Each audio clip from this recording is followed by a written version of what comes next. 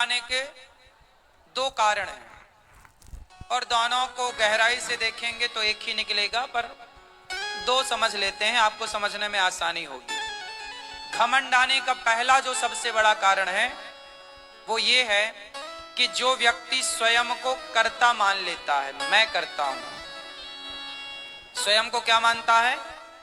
कर्ता, मैं करता हूं। जो स्वयं को कर्ता मान लेगा उसे घमंड आएगा, उसे लगेगा मैं कर रहा हूं। लेकिन जो ये मानता है कि मैं नहीं, सब कुछ भगवान करते हैं, फिर उसे घमंड क्यों आएगा? क्योंकि वो तो ये जान रहा है कि मैं नहीं कर रहा हूं, भगवान मेरे से करवा रहे हैं। तो जो ईश्वर करवा रहे हैं ये मानसिकता रखेगा वो घमंड से बचेगा।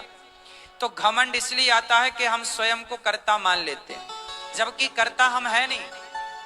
बताओ, आप में से कोई करता है?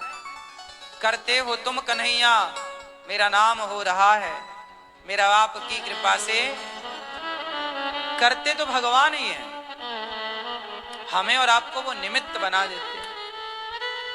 जैसे हनुमान जी लंका गए, सीता मां का पता किसने लगाया? बोलो, हनुमान जी। अब बताओ, सीता मां का पता लगाने का श्रेय किसे मिला? हनुमान जी को। क्यों मिला? क्योंकि राम जी चाहते थे, इसलिए तो इतने सारे बंदर भालू गए।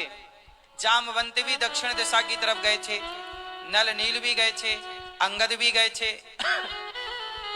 हनुमान जी भी गए। लेकिन राम जी ने अपनी अंगूठी किसे दी?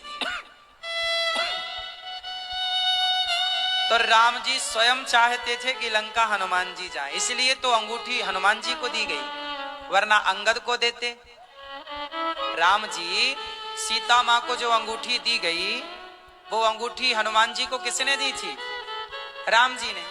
तो राम जी स्वयं चाहते थे ना कि हनुमान जी लंका जाएं, वरना अंगूठी किसी और को ना दे देते। इसलिए हनुमान जी लंका गए, ये बड़ी बात नहीं है। राम जी चाहते थे कि हनुमान जी लंका जाएं, ये सब कुछ हनुमान जी को प्राप्त हो, ये राम चाहते थे। इसलिए आप कुछ करते हो ना, आप सफलता पाते हो ना, तो समझ लो कि भगवान चाह रहे हैं कि आप सफल हो जाएं, इसलिए आप सफल हुए। आप ये मत कहना कि जी मैं गया। हनुमान जी ने ये नहीं कहा कि जी मैं लंका गया, नहीं। राम जी अंगूठी किसी और को दे देते ना तो वो चला जाता, नहीं चला जाता। फिर राम जी स्वयं चाहते थे कि हनुमान जी जाएं, सीता का पता हनुमान जी लगाएं। उसी तरह बिहारी जी खुद चाहते हैं कि गौरी गोपाल आश्रम में सबकी सेवा हो, इसलिए बिहारी जी ने ये दास अनिरुद्ध को ये सेवा की जिम्मेदारी दी है। आप तरक्की कर रहे हैं, मतलब भगवान खुद चाह रहे हैं कि आप तरक्की करें।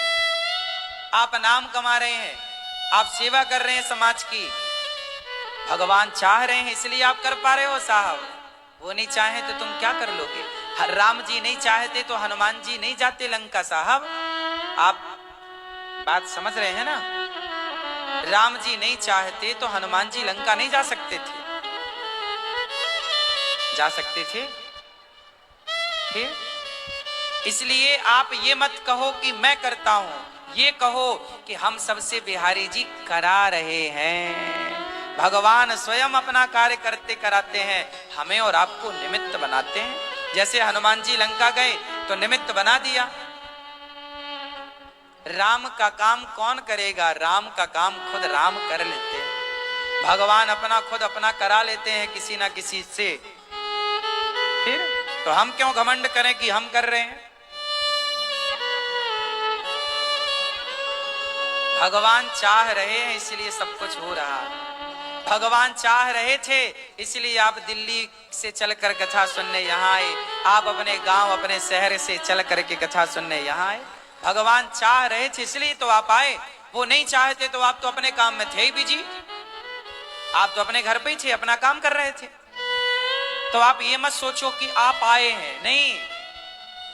जैसे राम जी ने हनुमान जी को भेजा है, ऐसे भगवान ने आपको बुलाया है यहाँ। वो चाह रहे हैं कि आपके भीतर परिवर्तन आए, इसलिए यहां बिठाया है। वरना कहां आपको फुर्सत थी। आपको क्या लगता है आप कृपा का अनुभव नहीं कर पाते ना? यही तो कृपा है। इस भरी भीड़ में, इस भरे संसार में बिहारी जी ने आप लोगों को चुना है। यहाँ आओ, चलो कथा सुनो यहाँ बैठकर,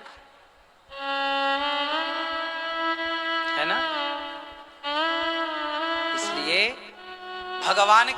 भगवान के दर्शन करो, मस्त आनंद लो। जो हो रहा है अच्छा प्रभु आपकी इच्छा है, हम तो हर हाल में मस्त, कोई शिकायत नहीं है। तो अभिमान आने का पहला कारण कि स्वयं को कर्ता मानना मैं, और दूसरा अभिमान इसलिए आता है अज्ञान के कारण। आपके अंदर अज्ञान है। अज्ञान यही कि मैं करता हूं। तो जब अज्ञान हावी होगा, आज किसी के पास 4 पैसे आ जाएं, जरा पद प्रतिष्ठा आ जाए, तो वो अभिमान में घूमता, सीधे मुंह बात नहीं करता।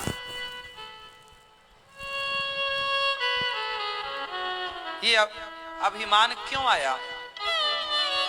क्योंकि उसने ये मान लिया कि मैंने कमाया ना, मैं कुछ नहीं कमाता, भगवान चाहते हैं कि तू अमीर हो जा, इसलिए भगवान ने तुझे अमीर बना दिया है।